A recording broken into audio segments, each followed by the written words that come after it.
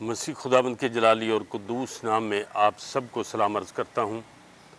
आज मैं एक आपको सच्चा वाक़या सुनाना चाहता हूँ इस हवाले से कि जब एक कोढ़ी खुदाबंद यीशु मसीह के पास आता है और वो कोढ़ी यीशु मसीह के कदमों में गिरता है और वो कहता है, ऐ खुदाबंद अगर तू चाहे तो मैं पाक साफ़ हो सकता हूँ।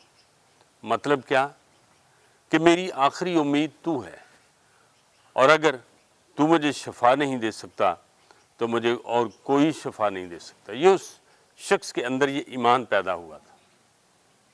एक वाक़या सुनाता हूँ जो मुझे एक बुज़ुर्ग आदमी ने सुनाई। ये कहानी बड़ी दिलचस्प है और ईमान अफरोज़ कहानी है। कराची का ये वाक़या है। एक मसीही लड़का जो एक गरीब ख़ानदान का था, इकलौता बेटा था, बाप मर चुका था। वो दोस्तों के साथ, आवारा दोस्तों के साथ बैठने लगा और एक वक्त आया कि उन दोस्तों ने किसी शख्स को कत्ल कर दिया और उस लड़के को भी उसमें इन्वॉल्व कर दिया। और जब वो उसमें शामिल हो गया तो बाकी लड़के तो अमीर लोग थे, उन्होंने पैसे वैसे दे दिला के वो निकल गया और वो लड़का रह गया। उसके ऊपर सारे का सारा इल्ज़ाम धर दिया गया और उस लड़के को सज़ाए मौत हो गई, फांसी की सज़ा हो गई। और वो बेचारी अकेली माँ दर बदर भागती फिरी उस बच्चे को बेइल्ज़ाम साबित करने के लिए। लेकिन चूँकि कानून का मामला था, कानून की ताकत वहाँ चल रही थी, लेकिन सच्चाई को नज़रअंदाज किया जा रहा था। और ऐसा हुआ कि जो उसकी फांसी की सज़ा का वक्त नज़दीक आ रहा था, उसकी माँ जो थी वो बहुत दुखी होती जा रही थी। और उस रात, उस शाम को किसी शख्स ने उस खातून को बताया कि फ़लाँ खातून जो है, एक मोतबर खातून, उसकी सदर पाकिस्तान के साथ अजीज़दारी है, ताल्लुकात हैं। सदर पाकिस्तान उसकी कोई बात जो है वो टालता नहीं है। अगर तू उसके पास चली जाए तो तेरा बच्चा जो है ये बच सकता है।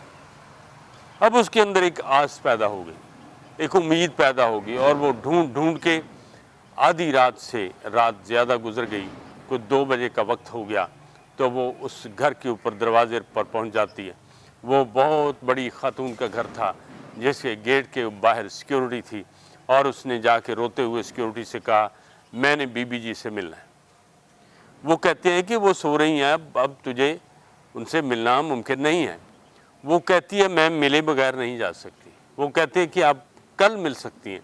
कहती कल आएगी ही नहीं, मैंने अभी और इसी वक्त मिलना है उससे। खैर उन्होंने तंग आकर गेट के अंदर जाकर मैडम को बताया कि एक खातून है जो बहुत रो रही है और वो टक्करें मार रही है दीवारों के साथ, आप बराए मेहरबानी उसकी बात सुन लीजिए। उसने उनको अंदर बुला लिया और अंदर बुलाया तो उस औरत ने, उस लड़के की माँ ने उसको सारा वाक़या सुनाया। अब उस बड़ी खातून को, जो बड़ी मोतबर खातून थी, उसके दिल में रहम आया कि उसका इकलौता बेटा है, अगर वो मर गया तो ख़ानदान ख़त्म हो जाएगा। उसने सदर पाकिस्तान को इस्लामाबाद में फ़ोन किया और सदर पाकिस्तान ने कहा कि अब मैं सो रहा हूँ, अब मैं कोई काम नहीं कर सकता, सुबह बात करेंगे। उस औरत ने कहा कि मैंने तहकीक कर ली है, ये लड़का बेगुनाह है, सुबह 4 बजे के करीब उसको सजाए मौत, फांसी लग जाएगी। सदर पाकिस्तान ने जेल में फ़ोन किया,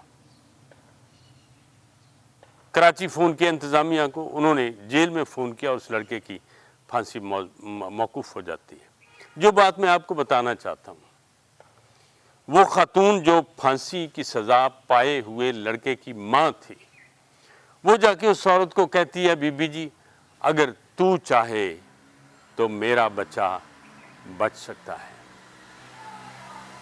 आज हम किसी भी आजमाइश में हों, मेरे जीजो, ये ईमान की बात है।